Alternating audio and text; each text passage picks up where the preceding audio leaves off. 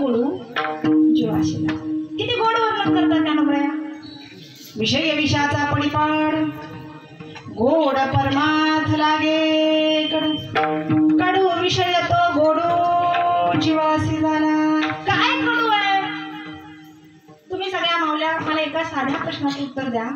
तुम्हाला भांडण करायला आवडतं, बघायला आवडतं का, पाहायला आवडतं का, लावायला आवडतं? तिन्ही आवडतं तुम्हाला. बघायला किती जणांना आवडतं? नाही आवडत. करायला अजिबात नाही आवडत. बरं बघायला का लावायला का सगळंच करायला आवडतं? नाही आवडत. आता ऐका, इकडे तुम्ही किती वाजता उठता मला माहित नाही, पण तो एक काळ उलटून गेला की त्या काळात महिला पहाटे 5लाच उठायच्या. दारातल्या तुळशीला पाणी घालायच्या, दारामध्ये शेणाचा स्वच्छ सगळा टाकायच्या आणि सुंदर अशी टिपक्यांची रांगोळी काढायच्या. आज एका माई दारातली तुळस गेली त्या दिवसापासून घरातली माणसं आळशी झाली. दारातला सडा गेला त्या दिवसापासून घरात राडा चालू झाला. ज्या दिवसापासून दारातली टिपक्यांची रांगोळी गेली आणि ती मोबाईल मध्ये येऊन बसली ना, त्या दिवसापासून आमची सगळी मुलं रंगीनी झाली. एक्सक्यूज मी माय बाप, हमारा दिन तेरे कटीत आहे म्हणणारी सैराट पिढी जन्माला आली. आमच्या संस्काराला आणि आमच्या संस्कृतीला वारसा कोण आहे? आईच पाटे पाटे 8ला उठते. माझं बोलणं समजत नाहीये का तुम्हाला? पाटे 8ला उठते ना. मग किती वाजता उठता? 5ला उठता. पहाटे 8ला उठणारी आई एवढी धावपळ होते, घड्याळाच्या काट्यासारखी पळत राहते आणि ती एवढी पळते बिछाण्यातून मुलाला जसंच उचलते तसंच वॉशरूम मध्ये नेऊन बघते. शॉवर चालू करते, त्याला तसंच धुवून बाहेर काढते.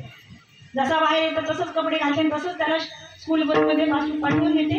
आणि त्याच्या डब्याला काय असतं? Maggi, pizza, burger, uttappa, sandwich. सांगू तुम्हाला, फास्ट फूड खाणारी पिढी फास्टच चालली आहे. हॉटेलची टेस्ट, पोटात गेले वेस्ट, आजार झाले गेस्ट, डॉक्टर करतात टेस्ट, पैसा होतो वेस्ट, भाजी भाकरी इज द बेस्ट. हे नाही ना आमच्या मुलांना डब्यामध्ये. आमच्या डब्यामध्ये दुसरी भाजी पोळी नाही, एवढं सगळं देऊन झालं की मग घरात येतो. आणि घरात आल्यावरती आमचा विषय काय? सासूबाईंना चहा, सासऱ्यांना चहा. दोघांच्या चहामध्ये साखर नाही, पण काही गडबडीमध्ये धावपळीमध्ये आम्ही त्याच्यात साखर टाकल्याशिवाय राहत आणि तेही पिल्याशिवाय राहत. तेही म्हणतात चुकून योगायोगानं आम्हाला ते मिळतं, चुकून तो चहा त्यांच्या पोटात जातो. ऐका आई, सकाळी प्रचंड धावपळ असते आपली. एवढ्या सगळ्या धावपळीमध्ये सगळं करायला वेळ असतो, फक्त माझ्या जगाच्या मालकाची पूजा करायला वेळ नसतो. देवपूजा कधी करूया? 12च्या पुढे, 12च्या नंतर, नाही तर 4च्या पुढे. दिवस चढायला लागल्यानंतर देवाची पूजा करायची. शाबास, तुम्ही सरळ सरळ नाही म्हणताय. पूजा करायची नाही, मग कारण झालं ना आम्हाला. सगळं करायला वेळ आहे पण भगवंताची पूजा करायला वेळ नाही. आता त्याच्या पुढचं सांगते का, एवढ्या धावपळीमध्ये सुरू आहे आपला स्वयंपाक आणि तो स्वयंपाक सुरू असताना एक चपाती तव्यात आहे, दुसरी चपाती आपण टोपल्यात टाकली, तिसरी चपाती लाटायला घेतली, वरती टाकलेली चपाती भाजण्याकरता आपण ती आता भाजतोय आणि भाजत असतानाच कोणाच्या तरी कडाक्याच्या भांडणाचा आवाज काढावा आला. काय होईल त्या चपातीचं? हे मी तुम्हाला वेगळ्या शब्दात सांगायची गरज नाही. माझा दृष्टांत संपला, सिद्धांत नीतच आहे. जर कडू गोष्टी जीवाला गोड वाटत असतील तर हा जीव त्या कडू गोष्टीच्या मागे पळाल्याशिवाय राहत नाही. इथं परमार्थ इतका गोड आहे पण लोकांना तो उतारवयात कळावा याची खर्च ज्ञानोबरांना वाटते. म्हणून ज्ञानोबराय सुद्धा म्हणतात, कडू विषय तो गोडू जीवासी झाला. पण गोड परमार्थ कडू झाला ना, ज्याच्यात सुख आहे, ज्याच्यात आनंद आहे, ज्याच्यात समाधान आहे, तिथं लोक यायला लवकर तयार होत नाहीत. पण ज्याच्यात दुःख आहे तिथं लोक गेल्याशिवाय राहत नाही. आणि म्हणून जवळचा देव सुद्धा दिसत नाही. काय ज्ञानोबरांनी ज्ञानेश्वरीमध्ये सगळे दृष्टांत सांगावे?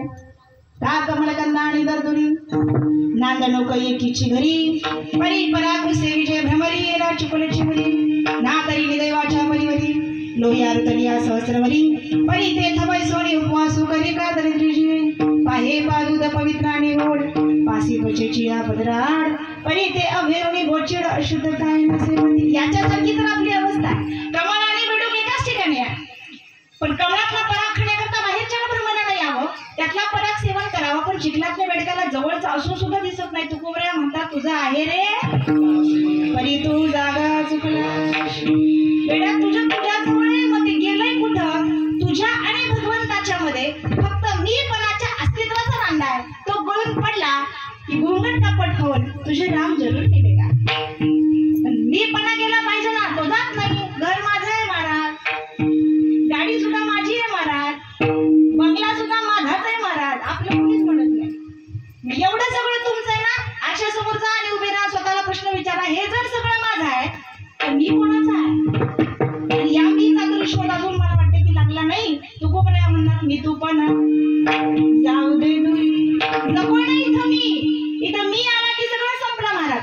बोलण्यात सुद्धा त्याला म्हणायला तर गोड बोलता आलं पाहिजे, पण तुमच्या बोलण्यात सुद्धा जर अहंकार असेल ना, तर माझे नामदेवराय देवाला प्रार्थना करून म्हणतात, अहंकाराचा वारा मला गोरा जसा माझ्या विष्णुदासा भावी. कशाला पाहिजे अहंकार? रावणाचा कडीला गेला नाही, आपला जाईल. 80,000 बायका, 1,00,000 नातू, 1,00,000 पंतू एवढे होते, मारताना एकटाच होता. समोर फक्त विश्ववंदनीय जगाचा मला कुठे, दुसरं कुणी सुद्धा नव्हतं. तर या बेडकासारखं चिखलात राहतोय आपण, पण अस्तित्वाचा दांडा जवळच आहे, पण तो समजत नाही. जशी दुधाची अवस्था आहे, गाईच्या म्हशीच्या झाडाला जसं गोचूर चिकटले, ती फक्त रक्त पिते माऊली. एकाच पडद्याचा अंतर आहे, आणि तो पडदा ओलांडून पलीकडे गेले तर तिला दूध आहे, पण ते पवित्रही आहे आणि गोडही आहे. फक्त एकच पडद्याचा अंतर, एकच पापुंदरामध्ये तो सोडला तर तिला अमृत आहे, पण ती रक्त पिती आहे, इथंच गुंतले, तिला तिकडचं काही भान नाही. तशी अवस्था आपली आहे. बऱ्या म्हणतात ना, तरी दैवाच्या परिवारी अहो कोट्यावधीचा खजिनापूरला इथं करू नका उद्या निघेल्यावर.